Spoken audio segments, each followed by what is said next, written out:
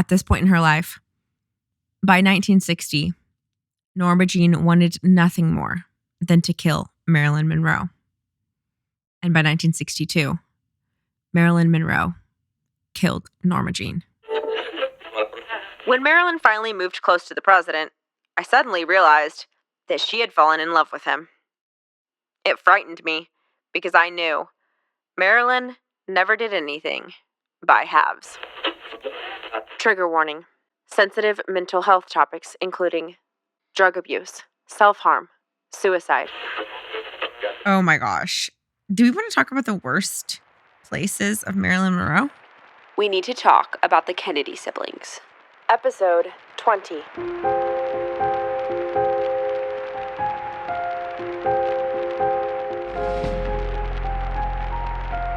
Welcome to Blood and Business. I'm Bethany. And I'm Cassie. It's difficult to determine when Frank and Marilyn first met. She had always been a fan of Sinatra's. His friend, Joey Bishop, recalled the time Marilyn went to see Frank at the Copacabana.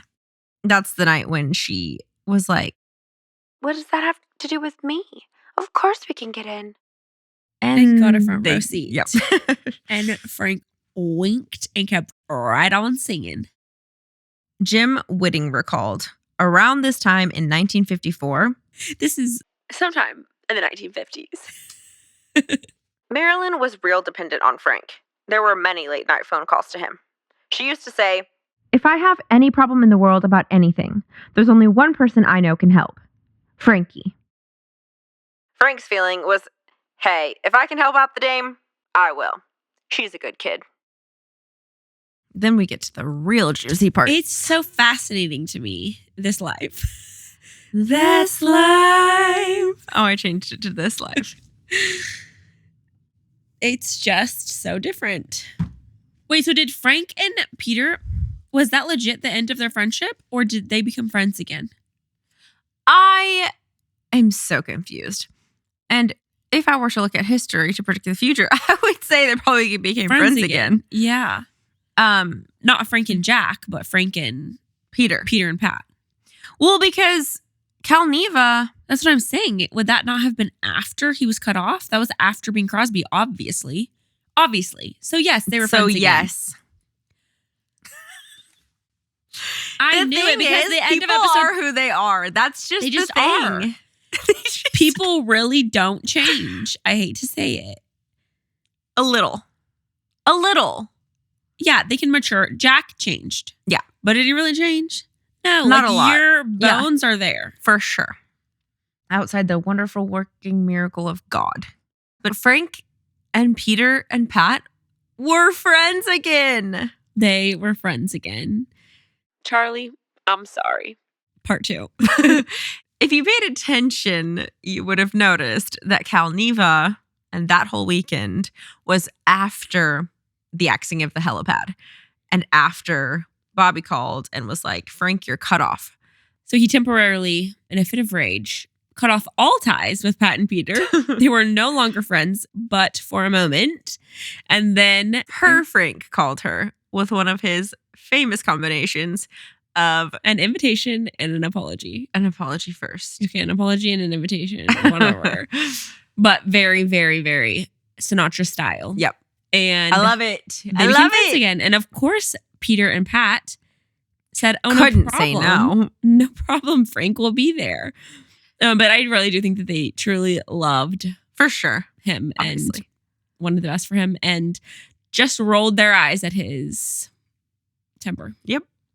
So that was in the episode. And maybe some of you caught that, but it's just, there's so much going on and so many back and forth timelines and like, wait, but back then there was this and then that was what was really happening behind the scenes. And it's just. But I don't think a lot of people know that because most comments I've seen are Frank and Peter. When Frank kicked Peter out of the Rat Pack. Yeah, permanently. In 1960. Which I don't think Peter rejoined the Rat Pack, but it doesn't mean that him they and weren't Frank weren't friends. And there are photos of him with the Rat Pack after. Later. Yeah. So I think they were all friends. I think sad. It's just, that was an end of it. The end of an era. And to be honest, I don't even know how much they were in it to win it with that whole scene anymore anyways. Because of what happens next. That will be for another day. But I really do think that Peter never recovered from losing Marilyn and then losing Jack and Bobby afterwards. It's just, it did him in. He was not the same Peter Lawford that was in the Rat Pack. The coping skills were not in place. Whose would be? No one's. Eunice. Oh my gosh. Supernatural. And she would guess have been what? a hell of a politician. And guess what? What? She was freaking... After they began living together, Frank and Marilyn both admitted to still being loved with their estranged spouses. Therefore, for a time, there was nothing sexual going on between them.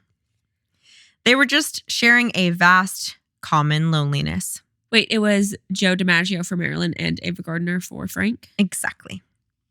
Do you think that she was more in love with Joe than with Arthur Miller? I think so, yeah. I hope. Arthur Miller was horrible to her. Yeah, you also haven't talked about that. But is that for the minisode? Yeah, that has nothing to do with the Kennedys. Okay, well, it's fascinating. See, and he dropped her and but Joe what's kept checking in. Yeah, Joe kept checking in. But the fascinating thing is she's still, those 2 letters. Yeah, to Bobby, Arthur's, his son, and Arthur's dad. Something. His name, the dad's name starts with an I. But Bobby was the son. And yeah, she wrote to them like she was writing to a family member. And that was after they were already divorced. Yeah. Issa Miller? Yeah, Issa Miller. I like that.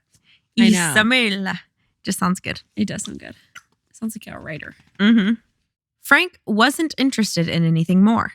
Though it was difficult for his friends to fathom that he had one of the most beautiful and sought-after movie stars living in his apartment with him and was not intimate with her. An apartment? I was imagining a sprawling mansion where they like barely saw each other. Yeah. Is this in New York? Like, why would in LA they have an apartment? Yeah, he did live in New York. As it happened, Marilyn had a habit of not wearing clothing around the house and didn't think to like alter her habits when she lived in an apartment with Frank Sinatra. Okay. Everyone who knew her knew that this was the case. She always said she would rather be naked. Her friends and staff were used to seeing her au natural. Keep pulling, Milt. Yeah. Keep pulling. When she stayed with Frank during this time, she did not change that behavior. Quote, Frank said that Marilyn was like a shooting star, observed actress Esther Williams, and you couldn't help but be fascinated by her journey. While you knew she was going to crash and burn, you didn't know how. However, you knew it was going to be a merry ride. The only reason Sinatra wouldn't allow himself to be more serious about Marilyn, he had said, was because he was still so racked with pain about Ava. It was too soon. All of these, I'm so not a romantic at all. But I'm so sad about all these people who don't have family. And it's like they're so broken and they've got so many issues. But it's all very misplaced and weird. But yeah, but it's like they're best friends and they love each other and they're married, but then it's not working out and they both have really bad toxic traits and vices and they're not treating each other well at all. Lighter fluid on fire. But I still am so sad when they get a divorce. I know, me too. Divorce sucks. That's just horrible. That's and then they're so trauma like on they're trauma. all so in love with each other still afterwards. Yes. Frank is still in love with Ava. Absolutely. Pat never freaking remarried after Peter. Joe Peter and Marilyn never had a love again like Pat. And yeah, Joe, obviously, they were still best friends afterwards. Marilyn still wanted to be a part of Arthur Miller's family. Yeah. It's all so tragic. It is. Is Pat the only one who got a divorce in the Kennedys? No, Ted. Yep. Did either of them get remarried? Ted got remarried to Victoria Reggie, whatever. Something or other. Did Jeane get a divorce? I don't think so. No, she didn't. Yeah, no. He died. But they did have issues. What I found out, he for sure was sleeping around. And there was a rumor that she had an affair with the guy, I think, who the composer of the Camelot thing. Oh? Something like that. Like lemur or something like that. Lemur. I have no idea. People who know what I'm talking about are going to be like, anyway, they were like hanging around a lot and it was never confirmed, but people were suspicious about that. But it says that they, even after those issues, came back together. And the one thing that they had in common was that they were always dedicated to their children. Mm-hmm. And they even adopted 2 girls after they had like marital issues. So they were still very committed to each other, or they recommitted to each other. Yeah. And they like stayed together. To the family and yeah. So that's interesting. So Pat for sure cheated. Yeah. Did they know that? Did we talk about that? I don't think so. Well, there you go. In the one fell swoop, Bobby and Pat become cheaters. Oh no. And Jeane now probably. Jeane is not confirmed, but most likely. Jackie never cheated. Correct. And I found more evidence that like there was a bunch of rumors about Jackie cheating and people were always like, who is it? Is it you? Is it this person? Is it that Secret Service? And I don't think she did. I think that like I've read that there's just no evidence of that. And there's seems to be like evidence against it because of her conversation with Lee when Lee cheated. Jackie was like absolutely not okay with it. Yeah. And Janet like didn't raise them thinking that cheating was okay. And even after Jack died, she dated someone like a year later. Yeah. And then Jack ended Warnicki. it because she still felt like she was commoted to. It was too close. Jack. Yeah, it was too. So it's not like she just. Yeah, you're right. She definitely had a large moral. Like it was like a conviction. Full-on, covenant, like sacred thing for her. Mm-hmm. Like Bobby. I just think that Bobby like made excuses to be like, well, these people are all sleeping with people for no freaking reason. And I actually am emotionally connected to this person or something like that. You know what I mean? I think and he probably like got into it boil and for then him. And then he probably also ended it. Yeah. I could imagine him just waking up one day and being like, what am I doing? That's the thing. He put himself out there so much that it's like you're bound to connect with someone else. Yeah. And it would be so easy to justify, like, I'm helping more people. I care about these people. Yeah. And then you just get so far to where you're like, actually. And that's why you don't do that. I don't think he should have even talked to Marilyn. Like, it wasn't his responsibility. And. Well, that family definitely doesn't have boundaries. For sure. Like all of the Kennedys. But that's just so hard because he's, felt so responsible for his brother. Because he was. That is the role that he played. Yeah. His brother's keeper, clean up on aisle Jack. Anyways, okay. So Ted was a serial cheater. Yeah. More so than even Jack was. And then Jack was there are some embarrassing stories about Ted, but we'll talk about that next episode. And then well, since this is the supposed to be cheating episodes. Should I tell it now and not next episode? No, you should tell it. But I'm saying script? No, but let's run through the siblings. Who all cheated and who didn't, and who we actually don't know about. Start with number 1, Joe Jr. Yep. Check. He didn't cheat himself, but he was the mistress to a woman who was married with children, whose husband was serving in the same war he was fighting in. What in the world? He was a romantic, and he outed himself in his affair. Yeah. To protect Kik. I feel like he was a little bit more like Bobby, or would have been a little bit more like Bobby. Like definitely. Way more emotional. I think his Catholicism allowed him to be like, well, it's okay because I can go to confession and Jesus loves me anyways. And it was like the end of the freaking world. Yeah. It's like you convince. They're like all gather around a piano singing Christmas songs in July because they don't know if they have another month. More likely to indulge. Why Jack had so many. Indulge, kid. You're going to die. Soon. Sooner than most. Maybe tomorrow. Mm-hmm. Yeah. It just feels so. Like number those 2 decisions were less important. Obviously, Jack was like Blackjack. Third, Rosemary absolutely did not. Kik, she was like her big brother, and she was la mistress. La mistress. So stupid. So stupid. So stupid. At least she didn't cheat on Billy. Yeah. Saint of a kid. Mm-hmm. Next, Eunice. Not that we know Absolutely not. of. There's just And no I way. really would have With her to. ripped pantyhose and her crinkled skirts, I just don't think I don't even so. think she was really interested. I agree. Clearly. I don't even think she could have been her own. But do you like him? But do you like him? him? Well, of course I did. I married him. Right. But I'm just asking, like, for real. Do you like him? Like, honestly. Of course I like him. I married him. I love that. But I mean, for real. So Eunice that's a big fat no. No. Then Pat, yeah. she did. But I really don't think that she would have if Peter was fully committed to her like Sarge was. I to also Eunice. agree. I don't think she would have. Agree. And then Pat and then Bobby. Bobby, one time. We think.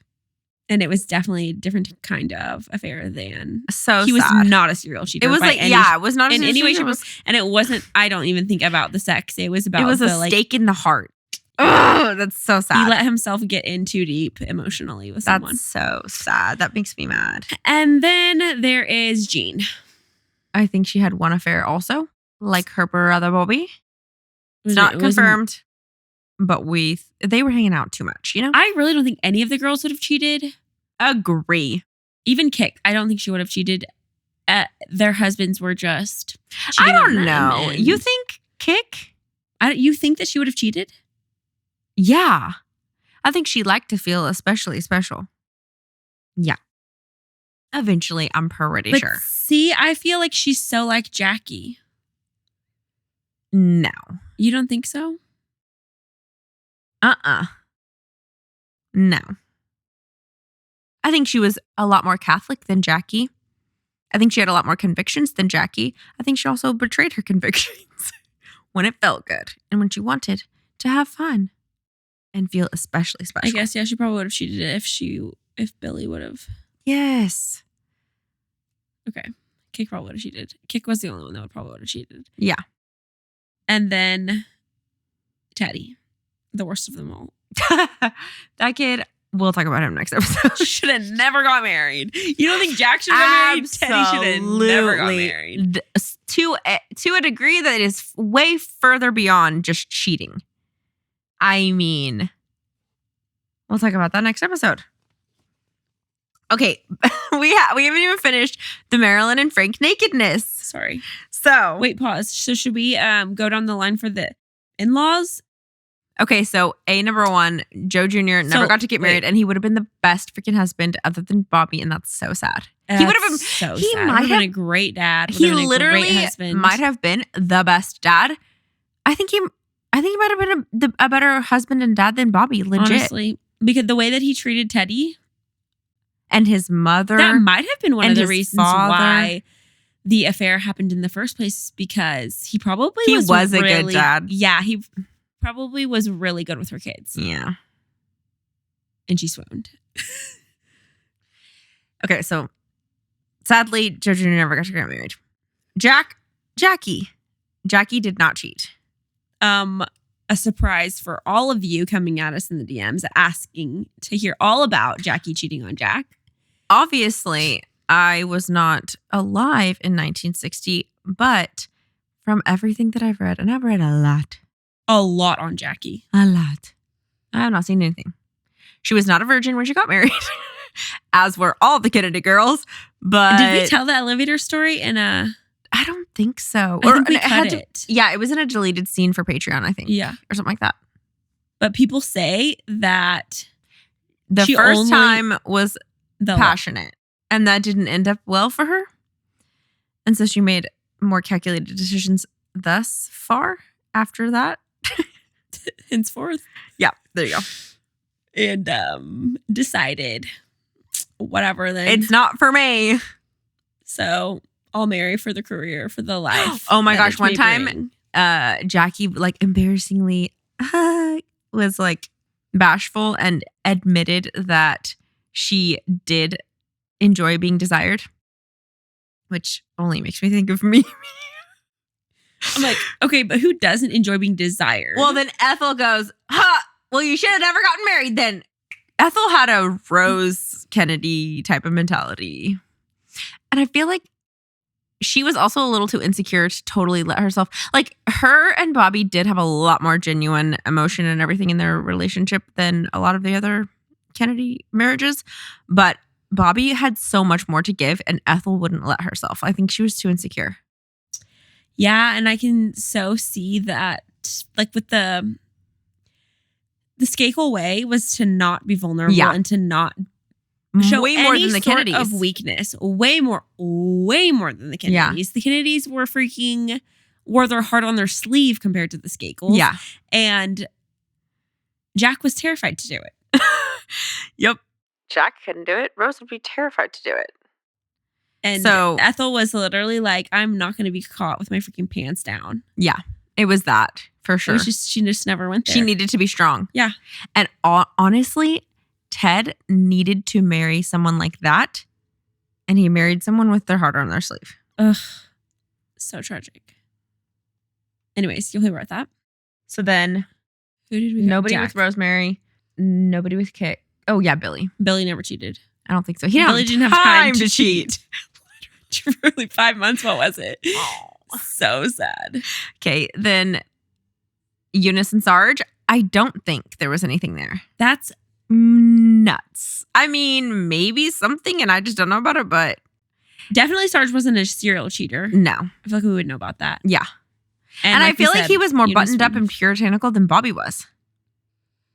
I don't know. I don't know enough about him. It just really seems but like it. I feel like, yeah, if they're singing Marilyn, oh Marilyn and the Shrivers are astounded, absolutely like, what are you doing? Beside themselves. I'm sure they were scandal. more buttoned up than Joe Senior's kids. Like, come on. They were more buttoned up. Yep, exactly. And he was like Bobby the most, remember he was the most Catholic. Yeah.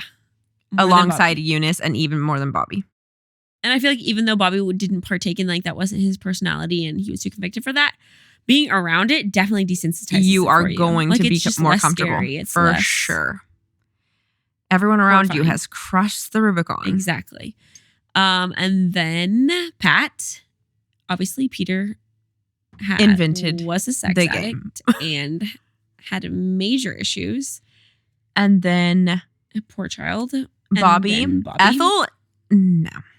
Really? I didn't see anything like that. And I don't think she had see her cheating. I think just like, but also she never got remarried, so that's wild to me as well. And just like Billy, I don't think she had time before a divorce. Yeah. Bringing 11 children. So, and she had so much fun and fulfillment with her kids. I feel like she didn't have that like need like a lot of the other ones did. When did you have time truly? Because you would have had time when the kids got older and she didn't move on. Yeah. Well, and her marriage was over. Right. That's what I'm saying. She didn't move on. And she could have. Like, I feel like she just didn't have that desire. Like, Bobby fulfilled that in her. And she like had lived her that identity was a mom at that point. Like, Rose would have never cheated. Like, Rose would have never remarried probably.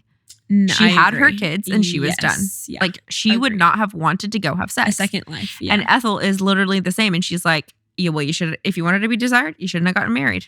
That's your own freaking fault. And then and Pat didn't get remarried. I wonder if Jeane would have. That's so crazy to me. And then Jeane, Steve definitely did cheat a lot. She probably cheated once. And then Teddy was a serial cheater, and Joan. Ooh, question mark. I just read so much about her and I did not see that. Joan was an alcoholic. And you would have thought that would have brought a little bit of questionable decisions. But honestly, when I read about it, so depressed and so insecure, she was out there enough. She drank a lot alone in her house. That is horrifically sad. Well, on that note, as much as they got along, Marilyn and Frank did argue from time to time. Once, she almost absentmindedly walked naked into a poker game he was having with friends, which infuriated him. Quote, "Get your fat ass back in your room," he scolded her. Always the charmer. However, he could never stay angry at her for long. He truly loved Marilyn, though he was not in love with her, and he understood her frailties. Obviously, she was weak and delicate, traits he was not usually fond of in a woman. He would never allow any of his women to share the luxury of vulnerability, but with Marilyn, it was different. She was special. After that poker game incident, when his friends had departed, Sinatra went back into her bedroom, as Marilyn later remembered it, quote, kissed me on the cheek and made me feel like a million. From then on, I always dressed up for him, whether or not anyone was coming over. She dressed up. She got dressed. From then on, I always dressed up for him. Oh my Meaning gosh. clothes. But it's like, dude, it's that same stupid Jack thing of like, and Joe Sr., they feel like they have to be a certain way in front of other men. And then later they're like apologizing. And it's like, whatever. They just like never grew out of that like high school peer pressure mentality. Yes. But I think it's because like the reason that well, part of it is like obviously immaturity, and you just don't realize the severity of the decisions you're making and making other people feel a certain way and all that. Right. But also I think part of it is like the isolated world of high school. Like you are with those people all day, every day for years on end. And when you're in an industry like that, it's the same type of... You feel like your reputation is like so massive, like such a big deal. Yeah. Yeah. I mean, they're literally with and they're all people who like have huge... These are people who have huge egos. Like huge egos. They're just and huge egos because well they are extremely insecure in some way, shape, or form. Yeah, there's something missing. Mm-hmm. Yeah. At the end of April, Marilyn decided to take another apartment in Los Angeles. It was then that she learned the news that her friend, Pat Kennedy Lawford, was pregnant with her fourth child. Quote, I remember Pat saying, I don't even know how to tell Marilyn this news, considering what's going on in her life. I'm afraid it'll make her even sadder. Wait, Pat said that to a friend? Pat said this to another relative. I already have 3 kids. She just wants 1. Of course, she had no choice but to tell her when Marilyn was back in Los Angeles. By that time, she was about 6 months pregnant.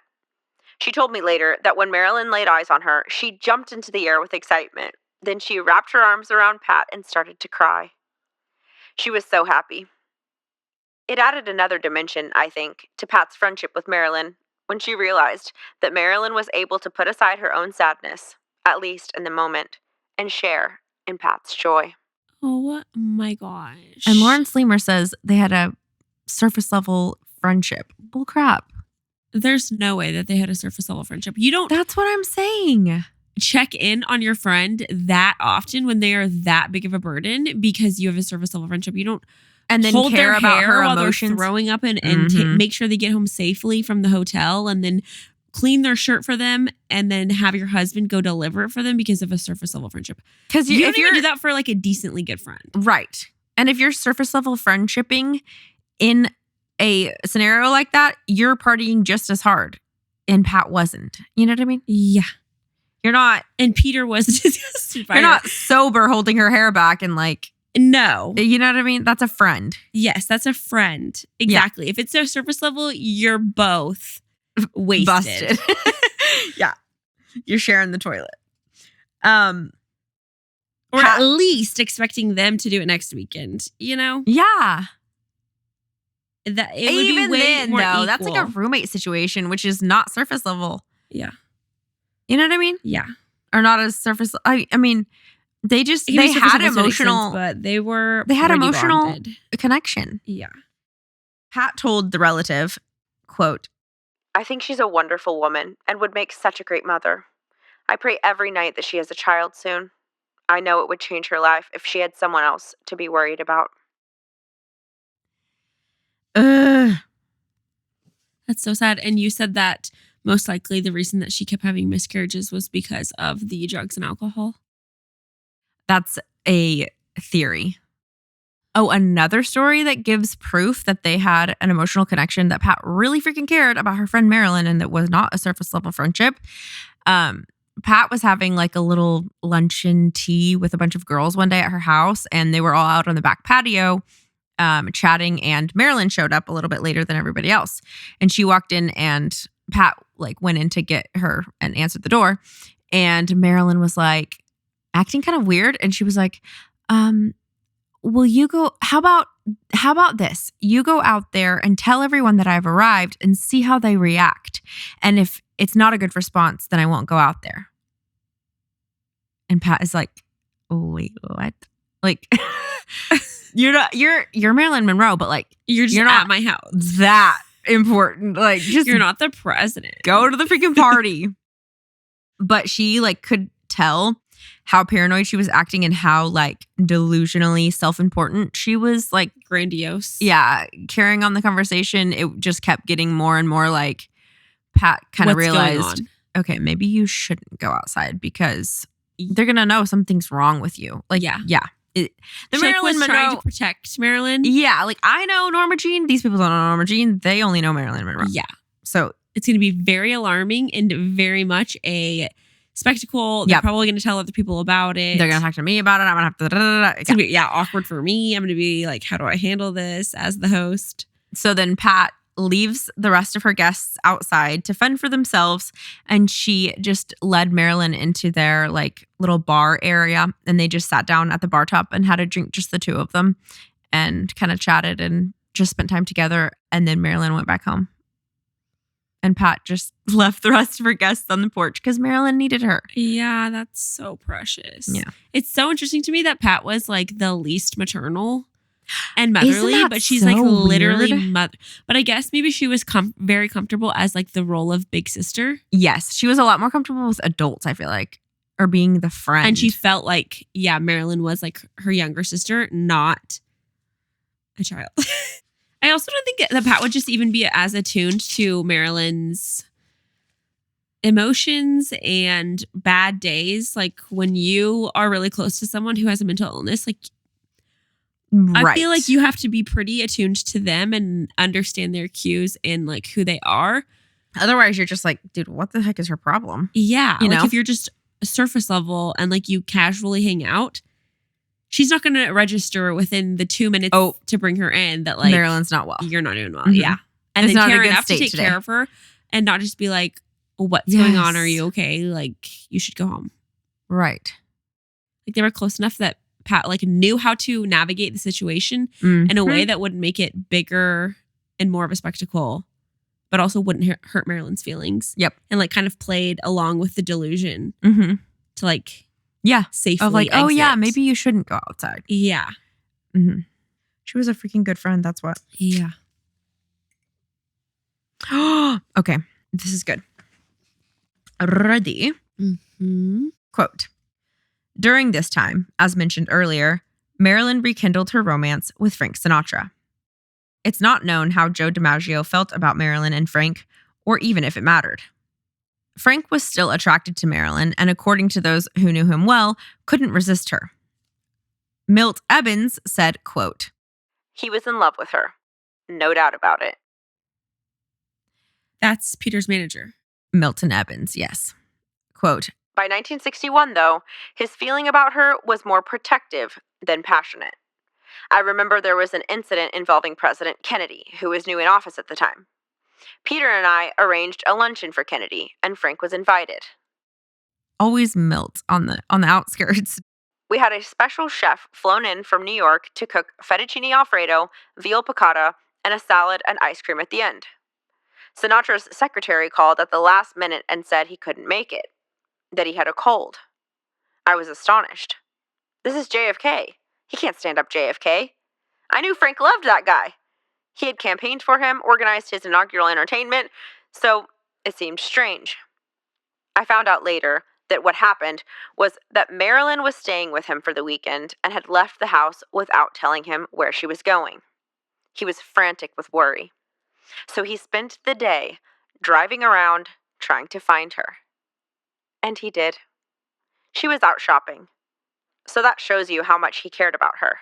If he was willing to miss a luncheon with the president so that he could figure out what the hell happened to Marilyn. Oh my gosh. They all freaking cared about each other. It was not surface one level. Man for himself, like dog eat dog. No. They were like a full found family.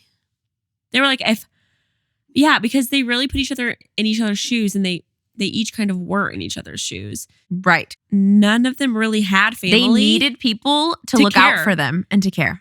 Anyone to care. Yeah. And so they knew what that felt like and took the responsibility on for themselves. Yeah. Rupert Allen confirmed, quote, I always thought of Frank and Marilyn as star-crossed lovers. In a different time and place, they would have been together. He loved her a lot. However, by 1961, she was in so much turmoil. I think he was annoyed with her a lot of the time. He just thought she should have worked harder to pull it together. So, yes, sometimes she pissed him off. Also, Sinatra certainly didn't want to be involved with anyone who would be considered weak or vulnerable. And Marilyn was the picture of both. It's so sad too because, Marilyn was extremely far gone by that point. It's like no Pat one and could Peter, have been in a marriage with her. Nothing. I don't think it would have stopped her. No, drug and alcohol. Definitely not. So it's like she could have just OD'd while they were still in the marriage. Yeah. Or got a divorce and then she died. Like, her I course just don't was think that fairly set at that point. If Frank and Marilyn would have gotten together, or Pat and Peter would have been friends with Marilyn a decade and a half before, like, her life could have turned out completely differently. For sure. She had just been living like that for so long. Mm-hmm. She was an addict at that point. Yeah. And I think that her mental illness also was clearly exacerbated by her drugs and alcohol use, and was also getting more severe the older she got anyway. Yes. Also, if she had a freaking different care team, like medical. Oh my gosh. team. If she had a different care team, any different care team, she would have been institutionalized immediately and still been alive. They let her die. They just let her die. Mm-hmm. They let her die. There was always new doctors willing to help her into oblivion. And even like if Frank and Pat and Peter, like the people who were truly on her team and like truly cared about her, were intervening for her on her behalf. And even the director that would like come check on her because she was acting weird, sounded weird on the phone. Mm-hmm. If those people would have had the knowledge that we have now, like, we know the warning signs of, it's just so much less taboo and so much easily. Yeah, you don't think, well, and back then, honestly, the hospitals that they were putting them in were a lot more rough than they are now. Yeah. So if you knew that, it would have been a lot harder of a decision to throw her in there because you know she's going to be abused and neglected. I think it's a hard decision even now. Still. Yeah. But back then, it's like, there's not even any laws or anyone. But fun fact, interesting story. Do you remember... Okay, come on. It's not September anymore. Shut it down. Do you remember the doctor who actually did do what she needed to do for Marilyn? To inpatient. Yeah. Yes. That psychiatrist, or I think it was a psychologist. It's either a psychiatrist or a psychologist. I'm not sure. But she ended up treating Jackie later in life. Jacqueline Kennedy Onassis. And Jackie was pissed when she found out. She was like, you never told me that you were Marilyn's doctor. And she's like, I didn't think it was relevant. She's like, how not?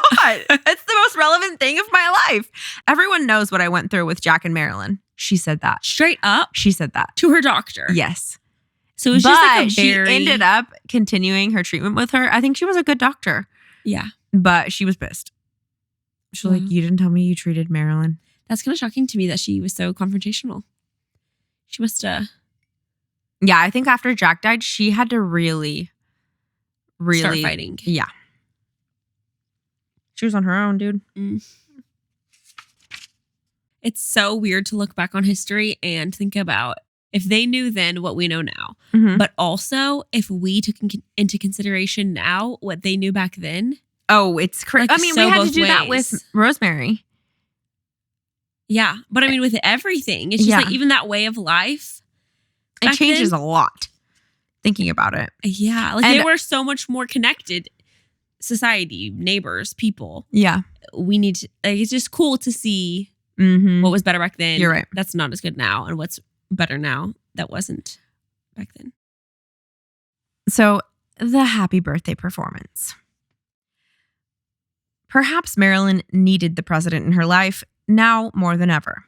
After all, she was rattled at this time by a series of events that had occurred just a month earlier.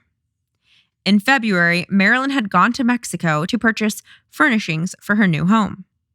While she was there with Pat Newcomb and Eunice Murray, it again became clear that she was being followed by FBI agents. The agents had it in their heads that she was involved with someone named Fred Vanderbilt Field, who apparently served 9 months in prison for not naming communist friends. He moved to Mexico in 1953.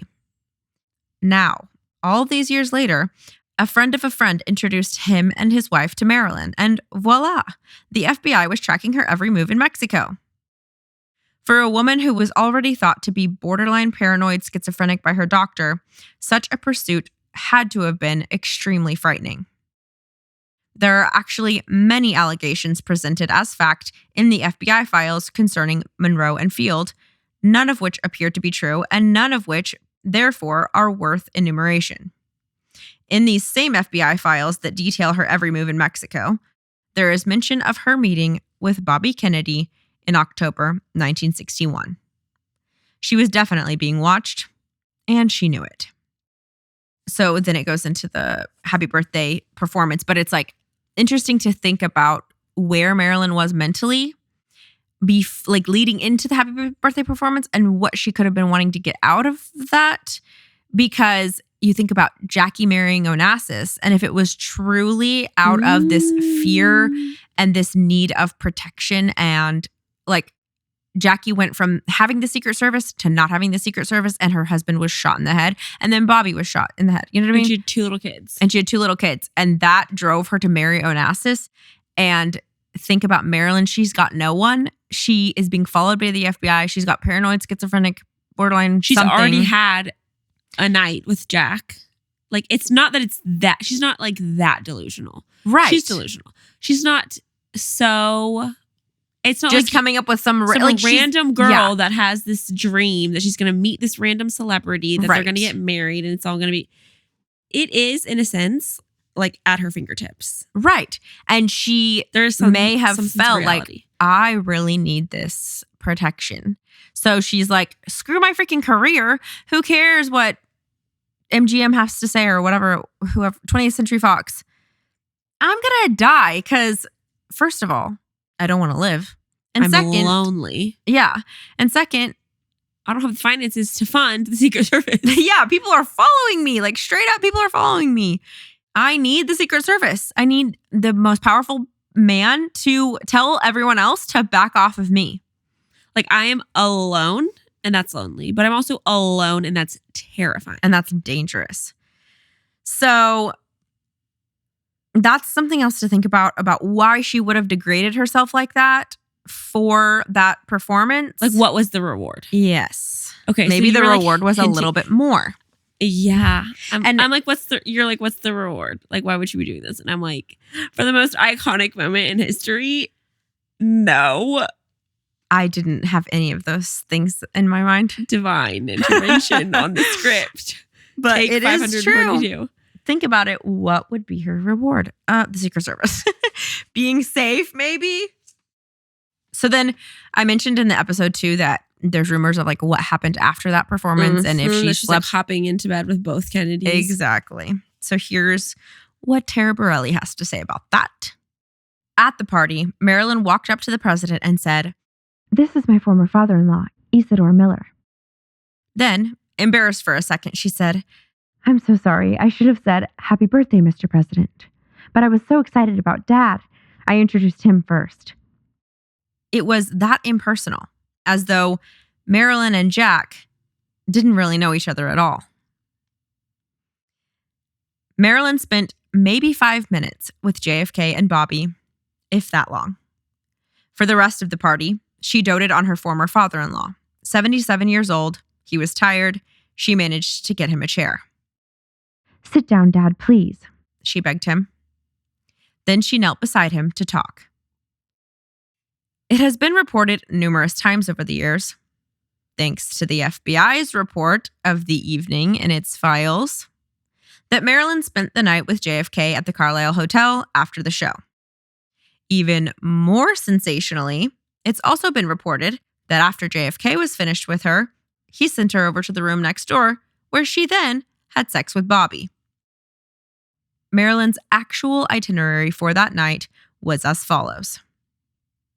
The show started at 8 p.m. Marilyn didn't get on stage until at least 1 o'clock, being 35th of 39 appearances made on stage that night. Did you know that?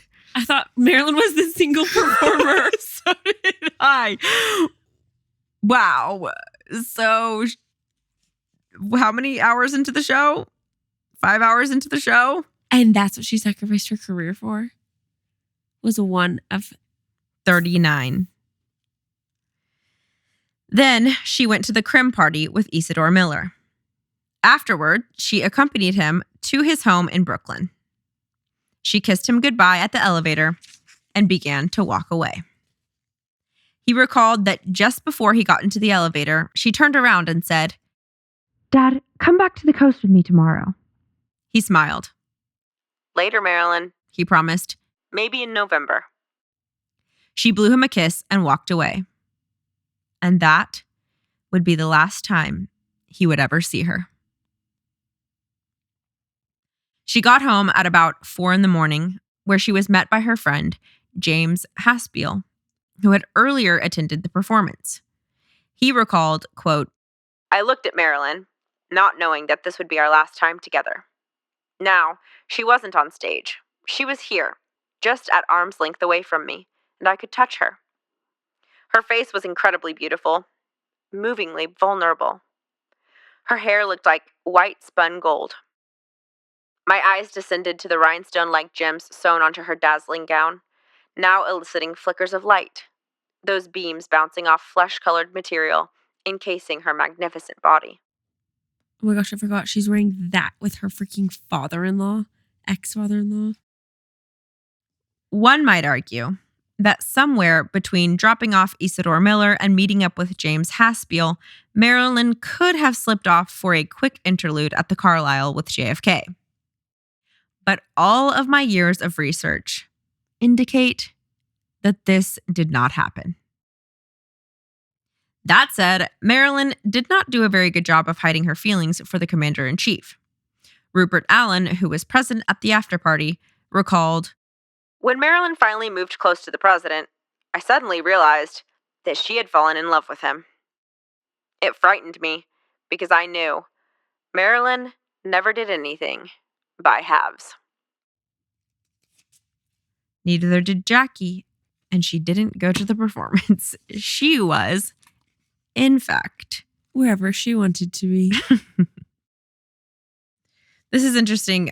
This is one of the Lawford's neighbors on that beach property, the Santa Monica house. It was the actor Jeffrey Hunter and his family, and then on the other side there was a vacant lot. Pat always joked to Marilyn that she had the house blown to smithereens when she learned that a family of Republicans had purchased it.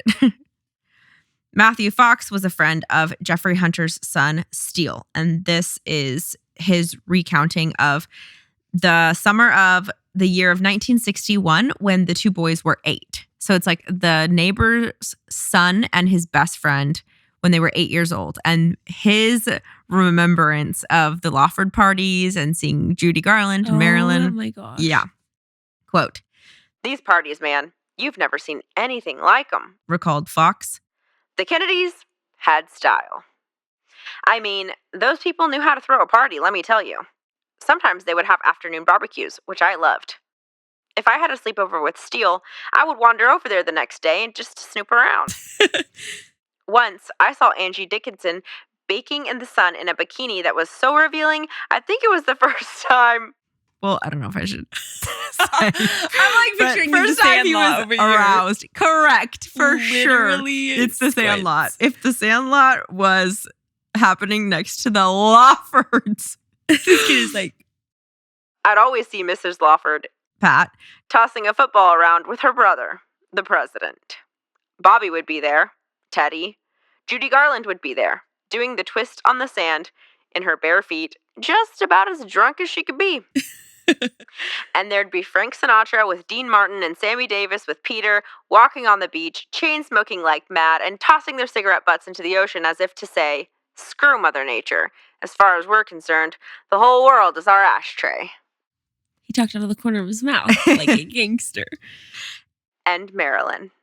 I think from 1961 on, she was there a lot. I remember I would just see this shock of blonde hair from a distance, and I'd run over to stare at her up close.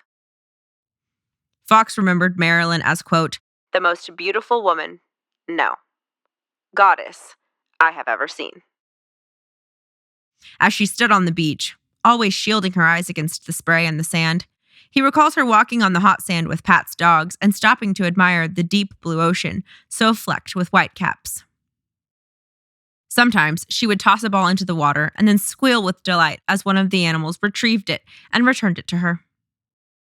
Quote, once, I walked out on the beach with my little brownie camera and asked if I could take a picture of her. Continued Matthew Fox. She said, oh no, not today. I don't have any makeup on and I don't even look like Marilyn Monroe. Come back tomorrow and I'll be all ready for you. So the next day I went back with my camera. She was made up as if getting ready to make a movie. Heavy mascara, red lipstick, big hair teased out to there, the whole Marilyn bit. I said, wow, just look at you. And she said, I did all this for you, Maddie, so let's take that picture now, shall we? And we did. I got a few pictures, and then Pat took a picture of the two of us together. Afterward, Marilyn kissed me on the forehead and said, you come back in about 20 years and we'll be better friends. Okay? Then she winked at me and walked back into the house. And I thought, oh my God, I am in love with Marilyn Monroe. That is the best story I've ever heard. Literally the Sandlot I've ever heard. Even then, I knew that most people in the world didn't have these kinds of experiences. And I thought, man, what a life. What a life. And Pat is just like, I'll take your picture. I'll take it. Yeah. Like, isn't it bizarre that the Kennedys gave Marilyn Monroe a taste of normalcy? Like, oh my God. The Kennedys gave her a sense of what a family is like and a place to show up without your makeup. Yes. Where you don't have to look like Marilyn Monroe. Toss a ball out to your dog and go to the barbecue. Oh, and then they just let this random neighbor kid who like has no business being there. He's not even the neighbor, actually. He's the friend of the neighbor kid. And which is probably like why he has the balls to run up to her. Yeah, for sure. Yeah, because you notice the neighbor is not there. He's like, I'd run over and snoop. That's so funny. And honestly, good freaking decision, kid. Yeah. Good decision. Take that freaking opportunity. Take that. Take your moment. She's like, come back tomorrow. And she literally spent hours doing her makeup so this little neighbor kid could take a freaking photo. With actual Marilyn Monroe, not Norma Jeane. It's like great and sad too that like she felt like she had to do that. But then also she's like, I care about this kid having a great experience and I'm going to give him Marilyn Monroe. Which brings me to... like our celebrities still like... Marilyn Monroe wasn't just a celebrity either. She wasn't. She was Marilyn Monroe. You know what I mean? She became. Yeah, but I'm saying that a celebrity would do that now. True. Also, would an 8-year-old boy care like that now? Probably not, no. Not like this little kid cared about Marilyn Monroe, no. But also I'm saying the like innocence back then. Like the Sandlot. Seeing a girl in a freaking one piece was not earth-shattering. It's not earth-shattering anymore. That's true. That's sad. It's sad. Wow. Yeah. If you were a baby boomer, you are a lucky son of a gun. You were the last gen. The last of the golden years. And really the first and the last. Like that is the perfect little blip in time. For real. No world war. No depression. After the trauma, before the trauma. I mean, I'm sure y'all have your own, but. It's been argued that Marilyn's upcoming prospects were so promising she couldn't possibly have taken her own life. She supposedly had too much to live for. However, what was probably going on inside her mind had little correlation to those factors. When we consider her last moments on Earth, we need to focus on an unwell brain, not simply the enticing rewards of a movie star's existence. Marilyn's day-to-day happiness was not affected by a desire for more fame, more wealth, more success. To believe that her will to live could have been reclaimed by finishing Something's Got to Give or even by $1 million contract with Fox is absurd. To do so is to greatly underestimate the formidable opponent she faced, her own mental illness. To accept this unfortunate truth doesn't negate all that this woman was in her lifetime. It just forces one to accept that Marilyn's story isn't simply one of glamour and fame. In fact, it may not even be a story about Marilyn Monroe at all. This is the story of a girl named Norma Jeane Mortensen. She thrived despite seemingly insurmountable obstacles and almost impossible odds. She created and became a woman more fascinating than even she believed possible. And in the face of her own failing mind, she battled to keep that creation alive. Not for her, but for us. Indeed, Marilyn Monroe did exist. Even though the woman inside her was at times doubtful of that fact, we knew it better than she did. She spent so much of her energy, her own will, projecting an image of impossible beauty and ultimate joy. Yet, as the end neared, her experience of who she truly was drifted farther and farther from that ideal, until she found it impossible to pretend anymore. Her choice, as awful as it may have been, was this: admit to the world that Marilyn Monroe had become nothing more than smoke and mirrors, or die.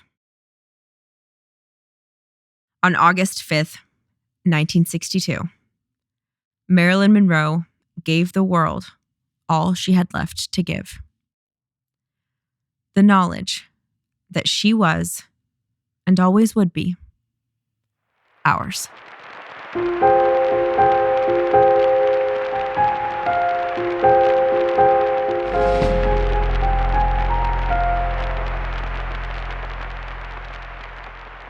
Join us here next week to hear all about the one true mark on the Kennedy family legacy, Chappaquiddick Island, and the murder of Mary Jo Kopechne. Thank you all for listening to today's episode. If you enjoyed it, please give us a review on Apple, rate us on Spotify, and share Blood and Business with a friend or a sibling. If you'd like to support the show, the best way is to become a patron of Blood and Business. You will get bonus content every month, including a monthly bonus episode, interactive main episodes, and behind-the-scenes footage. To keep up with us day to day, you can follow us at Blood and Business on Instagram and TikTok. You can find the link for Instagram, TikTok, and Patreon in the show notes below. Thank you so much for the support, and we will see you back here next week for your regularly scheduled programming on Blood and Business. Is that not horrific? So he's saying that she died, like she killed herself while she was still Marilyn Monroe, like before she lost that. Before the facade was Crumbled. revealed. Yeah. Before the world realized she was not Marilyn Monroe. At least not anymore. She couldn't keep it up anymore. Her pants were ripped. You know? Her white blouse was soiled. She couldn't. Yeah. She just couldn't manage it anymore. At this point in her life, by 1960, Norma Jeane wanted nothing more than to kill Marilyn Monroe. And by 1962, Marilyn Monroe killed Norma Jeane. You know? Yeah, that's exactly what happened. It's like she knew these two people cannot coexist in this body anymore. Like, someone Who's had gonna to win. Yeah. And it's like the wolf. Like there can only be Which one is going to survive? The one Yeah. you feed. The only she one can survive. Kept feeding Marilyn Monroe. The happy birthday performance, Yeah. feeding Marilyn Monroe. Until Marilyn Monroe was bigger than Norma. And it ate her.